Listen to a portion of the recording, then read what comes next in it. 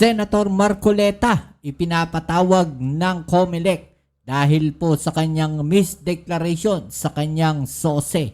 Ito na ba ang katapusan ni Senator Marcoleta?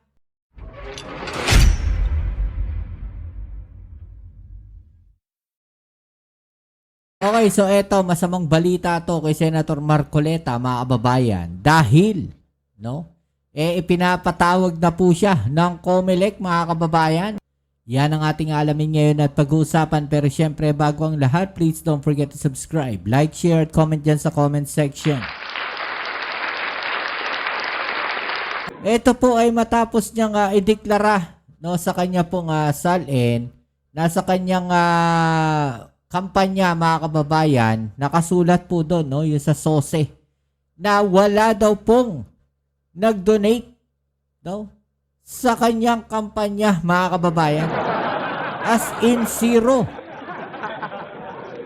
Zero po yung donation na sa kanyang kampanya. Pero umamin po siya, mga kababayan, na mayroon pong nag-donate sa kanya. Inamin po niya na mayroong nag-donate sa kanya, mga kababayan. Pero hindi niya daw po pwedeng pangalanan, kaya hindi niya isunulat. Out of parang usapan na lang, mga kababayan, ganun.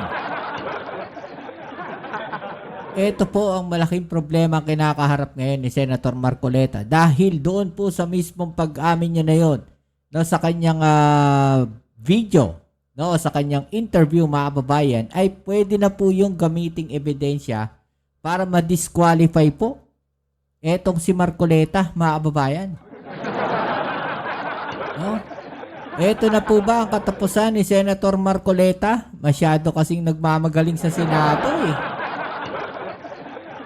Alam niyo yung sinasabi natin, less talk, less talk, less mistake. Mas marami kang sinasabi, mas marami kang magiging pagkakamali. Kaya manahimik ka na lang, lesser talk, lesser mistake dapat. Huwag ka masyadong madaldal para hindi ka ganon nagkakamali. Siguro, dala na rin ng kanyang sa sarili, kumpiyansa, mga kababayan, dahil alam naman natin, nakikita natin na talagang kumpiyansa sa sarili. Etong si Senator Marcoleta. Feeling niya talaga lahat ng sasabihin niya, tama, mga kababayan. Wala tayong sa ganyan dahil abogado nga siya eh. So kaya ang feeling niya sa sarili niya, sobrang galing niya. Napakagaling niya.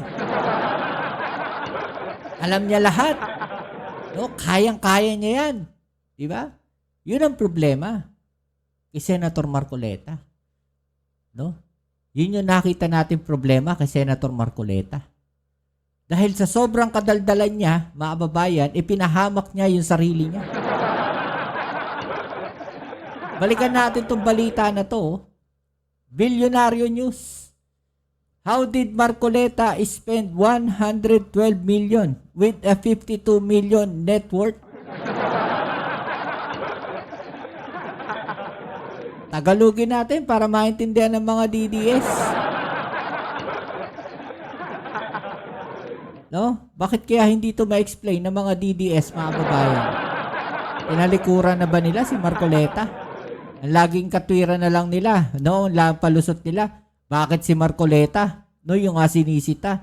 Lagi na lang si Marcoleta. Anong magagawa natin? Ito po ay violation, mga kababayan. What if baliktarin natin ang sitwasyon? Isa sa kaalyado ng Pangulo natin na nandyan sa majority ngayon. Let's say si Senator Lacson. Nag-declare ng ganito. Sa tingin ninyo, ganyan din ba ang opinion ninyo? Malamang hindi. Baka isumpahan ninyo, baka ipako nyo sa krus, Ito po ay hindi maipaliwanag ni Senator Marcoleta. Ang paliwanag lang niya, hindi niya pwedeng sabihin. Kung sino yung mga nag-donate sa kanya. Ito nga ang tanong dito, galing kay Leatan, November 6 pa po yan, mga kababayan.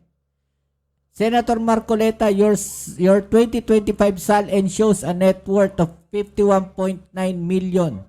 Yet your official campaign report states you spent 112.8 million in the 2025 midterm elections. Kahit hindi ako magaling sa math, mga kababayan, maiintindihan natin na ang layo ng pagpagitan yan. O i-round off natin. 52 million sa 112 million.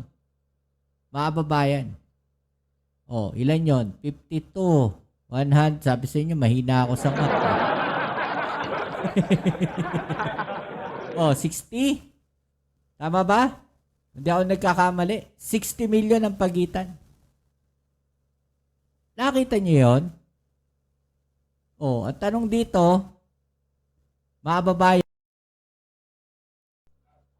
how were you able to spend more than twice your declared net worth? Paano daw niya nagastos yun? Na sobra-sobra doon sa kanyang net worth. Oh, eto pa. For public trust and accountability, we respectfully ask that you clarify how your 112 million campaign spending aligns with your declared 51.9 million net worth. Diba? Huwag niyong gawing tangang Pilipino. Malinaw ito na violation sa election code, mga babayan. Malinaw ito na hindi niya dineclare, no, sa kanyang declaration na merong nag-donate sa kanya. Mga babayan. Meron nag-donate sa kanya na hindi niya dineclare.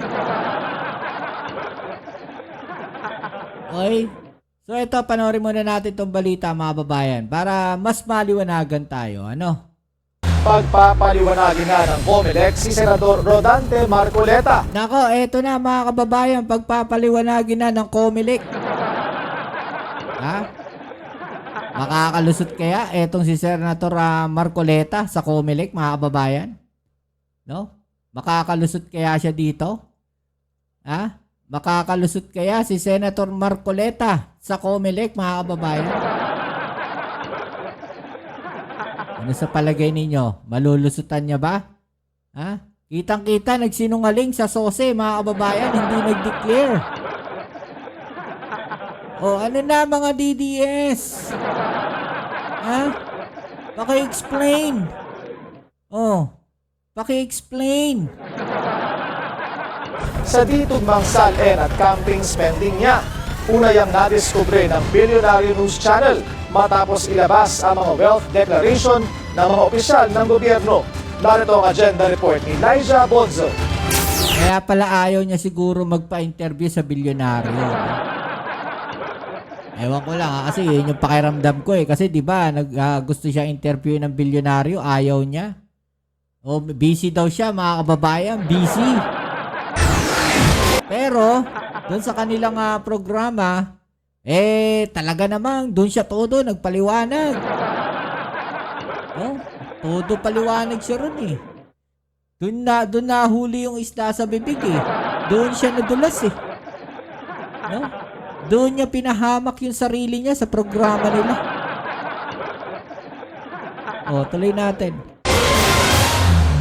Maglalabas na ang Commission on Elections ng show cause order laban kay Senador Rodante Marcoleta kaugnay ng umunoy inconsistencies sa kanyang SALN at campaign spending noong May midterm elections. Nako, eto, naisip ko lang bigla, no? Baka bigla ring mawala to, mga babae. Baka bigla ring mawala to, mga babayan. Hindi, biro lang. Joke lang eh. So, marapat din na gagawin din namin ito upang hingin namin siya ng paliwanag. Total naman yung SALN ay naging public na dahil nilabas na rin po naman ang mga senador natin. And at the same time, meron kaming copy ng SOSE. Unang iniulat ng Billionaire News Channel na tinatayang 112.8 million pesos ang total campaign spending ni Marcoleta base sa kanyang Statement of Contributions and Expenditures o SOSE. Higit sa doble ito nang idineklara niyang net worth na 51.9 million pesos sa kanyang 2025 SALN. Ayan, mga babayan ha. Malinaw, nakasulat Marcoleta faces questions over 112 million campaign spending despite 51.9 million net worth. According to copies of official documents obtained by Billionario News Channel BNC, Marcoleta declared a net worth of 51.9 million in his 2025 SALN, but his statement of contributions and expenditures for the May 2025 midterm elections showed 112.8 million in total campaign spending, more than double his reported wealth. Tuloy natin. So sa kanyang 2025 So merong hindi dineclare. No, etong si Senator Marcoleta. Kasi ang paliwanag niya diyan, mga kababayan, parang na lang, wag mo nang wag mo nang i-declare, no, kung sino yung nag-donate. Kasi ayaw naming ma-expose. No, hindi kaya ang mga nag-donate dito ay si Senator Amy Marcos? Lumalabas nga rin na pati baka mga diskaya nag-donate din dito kay Marcoleta. No, hindi kaya mga diskaya nag-donate din sa kanya. Kaya kung makikita natin todo po, no, yung kanyang pagprotekta dito sa mga diskaya noon sa Senate hearing sa Blue Ribbon. Pero nung lumabas si Gutesa, mga kababayan, si Gutesa na ang the best na witness. Si Gutesa na ang pinakamagaling na witness ngayon para kay Marcoleta. SALN. Sa pagsisiyasat ng komisyon, nagtugma naman daw ang total expenditures ni Marcoleta. Pero ang tanong daw ay bakit hindi nito idineklara ang pinagkuhaan ng campaign funds niya. Ayon sa Omnibus Election Code Section 99, obligado ang lahat ng kandidato na magsumite ng sinumpaang ulat sa mga nagastos at tinanggap nilang pondo para sa naging pangangampanya nila. Imposibleng hindi to alam ni Senator Marcoleta no? Kasi tumakbo siyang kongresista Naging congressman siya. Diba? So siya mismo dapat alam niya to.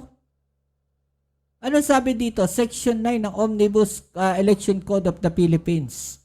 Report of contributions. Sabi dito, every person giving contributions to any candidate, treasurer of the party, or authorized representatives of such candidate or treasurer shall, not later than 30 days after the day of the election, file with the Commission a report under oath stating the amount of each contribution, the name of the candidate, agent of the candidate, or political party receiving the contribution and the date of the contribution.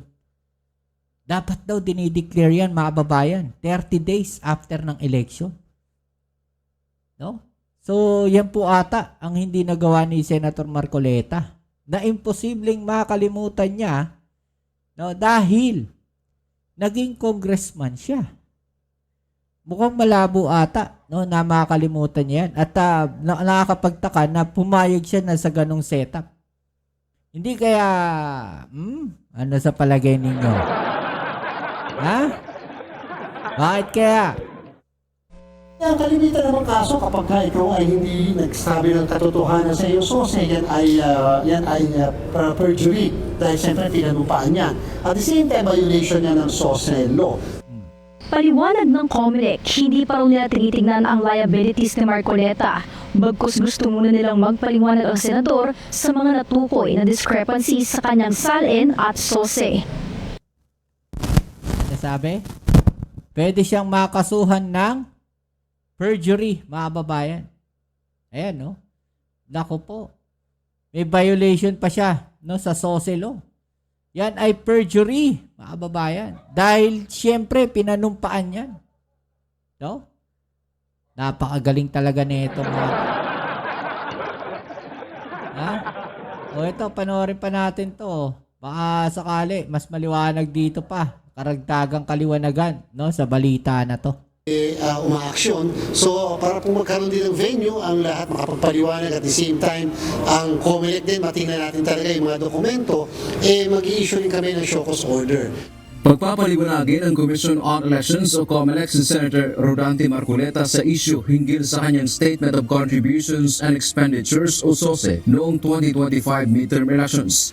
Maglalabas ng show cause order ang COMELEC sa susunod na linggo para madinig ang panig ng mambabatas. As kung saan nanggaling o paano yung pinanggalingan nung nagastos na amount na yun ang ating gusto rin malaman. Kasi naman siyempre, nakalagay din kasi sa Omnibus Election Code sa Section 99 na dapat talaga yung mga kandidato, yung kanilang ginastos, tinanggap, ay nai-report din sa atin. Lalo na yung mga binigay o ginastos sa panahon ng campaign period. Alam nyo, para sa akin, no? May violation sundin natin yung batas. No? Kasuhan na kagad. No? Kung merong violation. Kasi, imposibleng nakakalimutan yan Diba? Bakit ngayon lang gagawin o ipapaliwanag? Pasalamat nga siya, mga kababayan, no? Medyo nagtagal pa siya sa Senado. Diba? Paano? Kung ibang kandidato yung gumawa niyan. Diba? Paano kung kaalyado ng gobyerno o pamahalaan ang gumawa niyan? Abay, baka sobrang ingay din neto ni Marcoleta. No? Yan yung sinasabi natin. No? Bend the law. Binabaluktot nila yung batas, mga kababayan. No? Kawawa. Di ba? Niloloko tayo. Harap-harapan. Oh.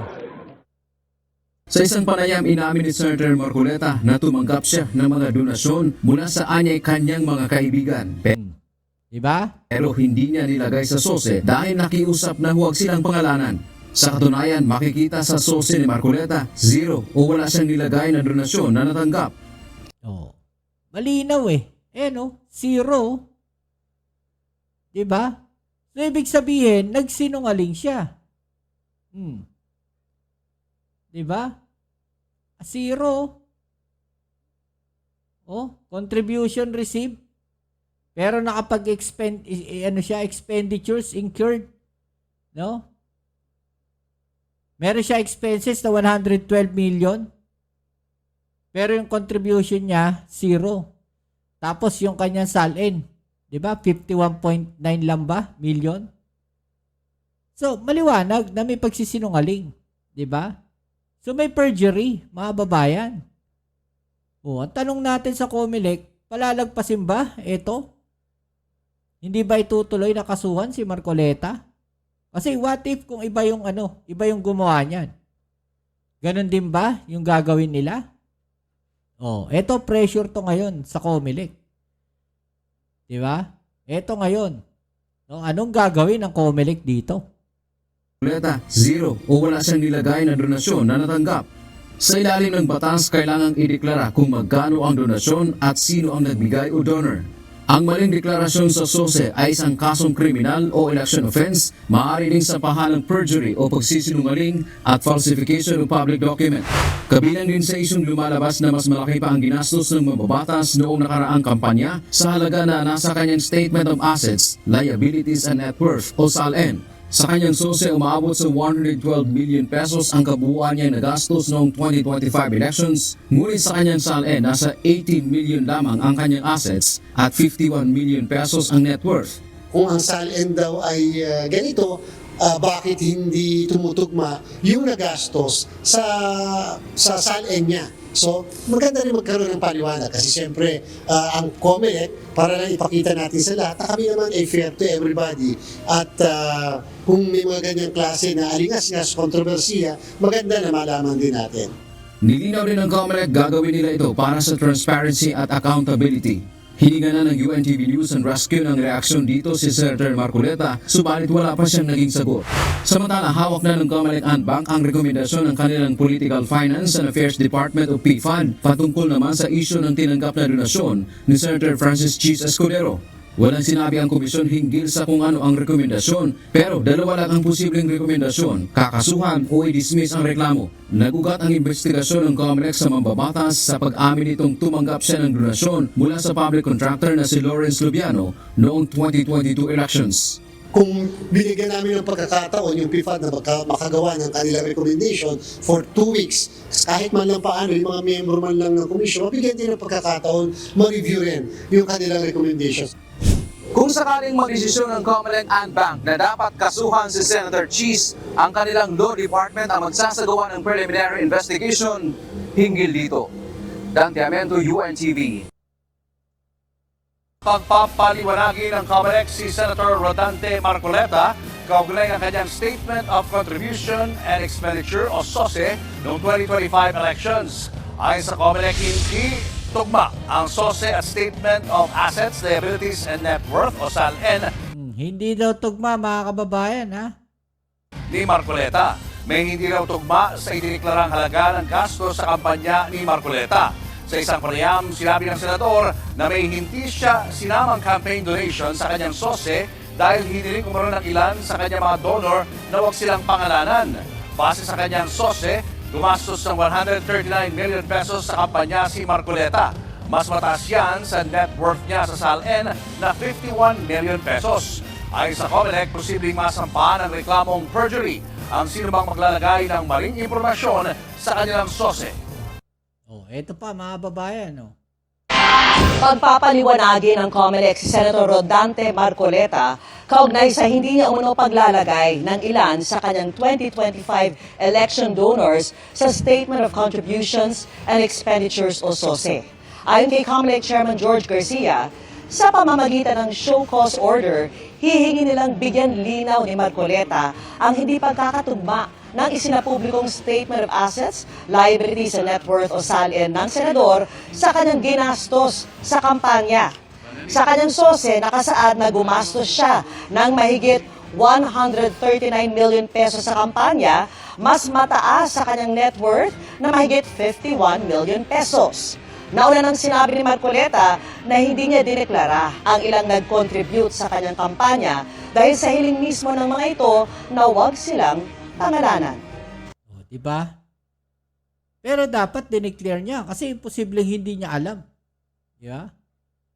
Eh, ngayon, ang mangyayari niyan, mga babayan, baka kung sino na lang ang mailagay dyan. Nabuking na eh. No, sige. Kailangan pala ilagay. Pasensya na kayo ha. O sige, lalagay ko. Malamang kahit sino na yan. Baka lusot lang. Diba? Pero hindi yan, nagsinungaling na siya. No? Kung hindi pa nagkaalaman, wala. Naloko ang taong bayan. At kung gagawin nila yan, ng COMELEC, mga babayan, kung hindi kakasuhan itong si Marcoleta, ewan ko na lang. No, maraming magagalit talaga sa COMELEC. 'Di ba? O, ano masasabi niyo diyan mga kababayan, no? I-comment na lang sa ibaba yung mga opinion po ninyo at ating yung pag-usapan, alright? See you muli. Maraming salamat sa lahat ng mga patuloy na nakasuporta dito sa ating channel, right? Kita-kits tayo sa ating next video. Please don't forget to subscribe, like, share, at comment dyan sa comment section. Ito po muli ang inyong Kuya Mobs, it's Mobs TV. Peace. I'm out.